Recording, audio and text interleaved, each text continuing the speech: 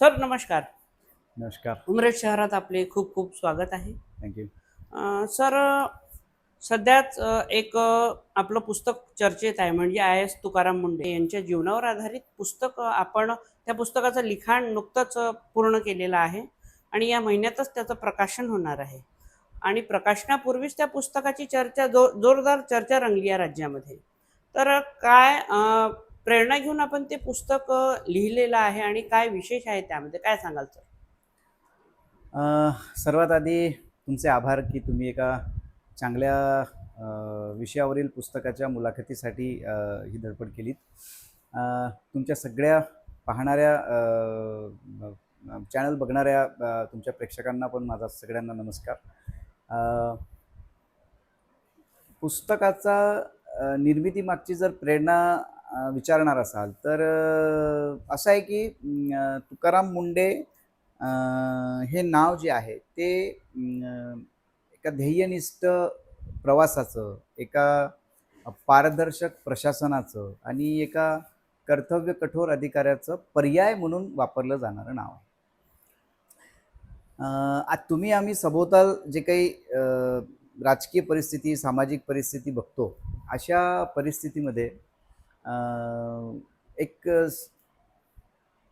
सत्तेचा मार्ग घेऊन आणि सत्याचा आग्रह धरून पुढे जाणारी व्यक्ती फार दुर्मिळ झालेली आहे. अशा या संक्रमणाच्या काळामध्ये एखादी व्यक्ती समाजाचं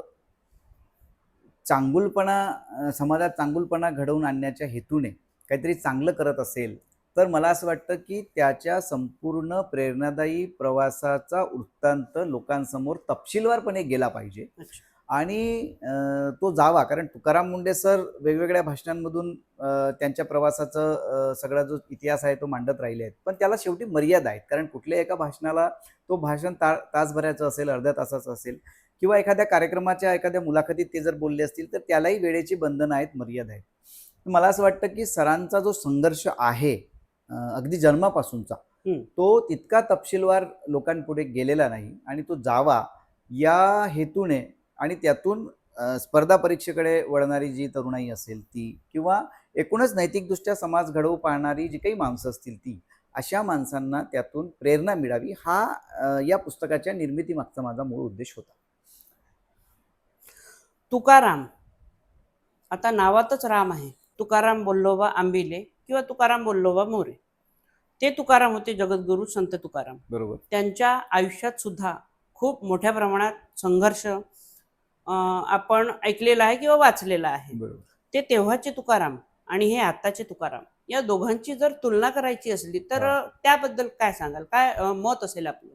नाही, मला असं वाटतं की तुलना हा शब्द चुकीचा ठरेल. मुद्दा तुलनेचा नाही आहे, मुद्दा वैचारिक समानतेचा आहे. तुकोबांच्या काळातली परिस्थिती वेगळी होती, तुकाराम मुंडेंच्या काळातली परिस्थिती वेगळी आहे. पण आम्ही समाजाच्या दृष्टिकोनातून जर बघितलं तर फारसा बदल वैचारिकदृष्ट्या झालेला नाही आहे असं मला लेखक म्हणून त्या पुस्तकाचं अजूनही वाटतं. की तुकाराम महाराज हे म्हणजे प्रस्थापित व्यवस्थेतील ज्या अनिष्ट चालीरीती होत्या त्याच्या विरुद्ध बंड करणारा संत अशी तुकोबांची त्या काळातली ओळख होती. आणि जेवढे ते व्यवस्थेच्या विरुद्ध म्हणजे काय म्हणतात मानवीय विचारांना दडपणाऱ्या व्यवस्थेच्या विरुद्ध बिगुल फुंकणारे संत होते, तितकेच ते उदारमतवादी व्यक्ती पण होते. कारण अनेकांची कर्जखतं त्यांनी स्वतःच्या हातांनी नदीत बुडवली होती, त्या पाण्याला समर्पित केली होती.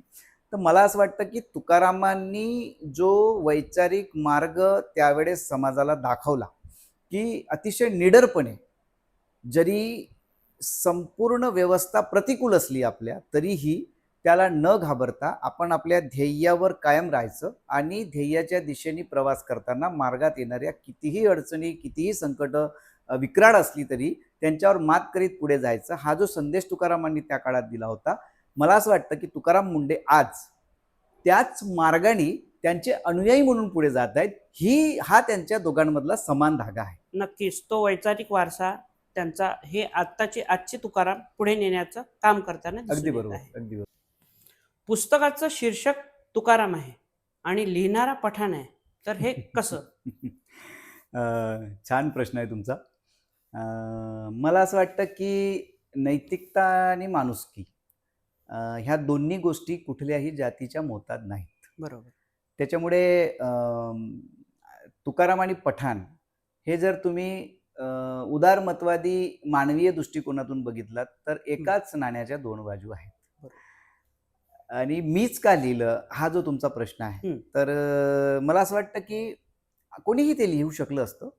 अर्थात त्यांना ते सुचलं नसावं किंवा त्या पुस्तकासाठी जो ऐवज लागतो तो त्यांना मिळाला नसावा, म्हणून ते झालं नसावं. अच्छा. माझ्या हाताने हे पुस्तक जन्माला आलं त्याचं मागचं कारण असं आहे की मुंडे सर जेव्हा पहिल्यांदा नागपूर जिल्हा परिषदेचे मुख्य कार्यकारी अधिकारी म्हणून नागपुरात आले होते, अच्छा. त्यावेळेला मी माध्यमातच होतो.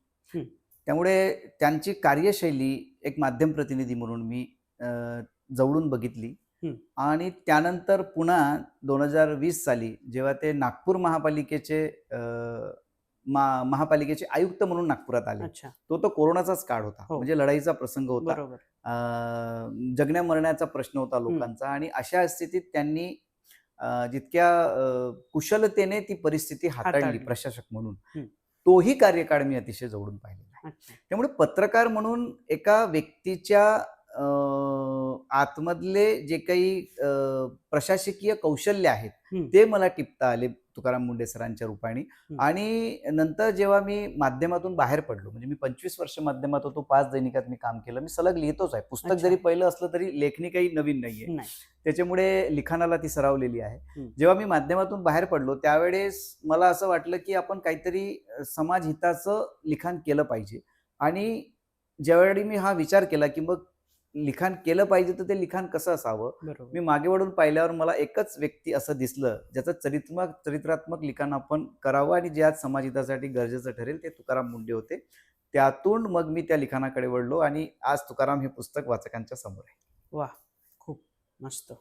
अवघ्या महाराष्ट्राच्या मनात सध्या एकच प्रश्न गुंजत आहे, तो म्हणजे तुकाराम या पुस्तकात नेमकं आहे तरी काय? हा प्रश्न जेव्हापासून आम्ही पुस्तक येत आहे असं जाहीर केलं आहे अधिकृत, तेव्हापासून अनेक माध्यमं मला सातत्याने हाच प्रश्न विचारतायत. आणि केवळ माध्यम म्हणून नाही, जे थेट माझ्या संपर्कात आहेत वाचक म्हणून, ज्यांना या पुस्तकाच्या बद्दल उत्सुकता आहे, त्यांचेही हाच प्रश्न आहे की या पुस्तकात नेमकं काय आहे. तुकाराम मुंडेंचा एकूण प्रवास जर आम्ही बघितला तर तो अतिशय काय म्हणता येईल त्याला, चढ उतारांचा राहिलेला आहे, संघर्षाचा राहिलेला आहे आणि प्रतिकाराचा राहिलेला आहे.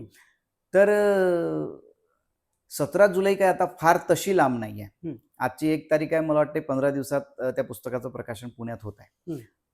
त्याच्या आधी फार तपशिलात जाऊन मला लेखक म्हणून बोलता येणार नाही, माझ्या काही मर्यादा आहेत. पण त्या पुस्तकात नेमकं काय आहे ही जी महाराष्ट्राला लागलेली उत्सुकता आहे, त्या संदर्भात मी आता एकच सांगेल की अगदी त्यांच्या जन्मापासून, म्हणजे जन्माच्या पहिल्या दिवसापासून त्यांनी अतिशय प्रदीर्घ असा संघर्ष पाहिलेला आहे. त्या संघर्षाचे प्रतिबिंब आणि त्यांची ज्या ज्या पातळीवर अडवणूक झाली, ज्या ज्या लोकांनी ती केली, ज्या ज्या संस्थांनी ती केली, ज्या ज्या व्यवस्थांनी ती केली, त्या अडवणुकीचे प्रतिबिंब त्या पुस्तकात आहेत, हे मला ह्या निमित्ताने सांगायचं आहे. बाकी त्या प्रतिबिंबांची बातमी होऊ शकते का माध्यमांच्या दृष्टिकोनातून, तर ते माध्यमांनी ठरवायचं आहे. आणि मी पुन्हा एक गोष्ट अतिशय जबाबदारीने आवर्जून इथे तुमच्या मुलाखतीत नोंदवेल की त्या पुस्तकाच्या प्रत्येक पानावर जर शोधली तर बातमी आहे. आणि ती दृष्टी जर माध्यमांकडे असेल तर मला असं वाटतं की त्या पुस्तकातून निघणारा जो ऐवज आहे तो ऐवज एक समाजाला मार्गदर्शक ठरू शकेल इतपत क्षमतेचा आहे. नक्कीच ती शोधक दृष्टी असायला हवी.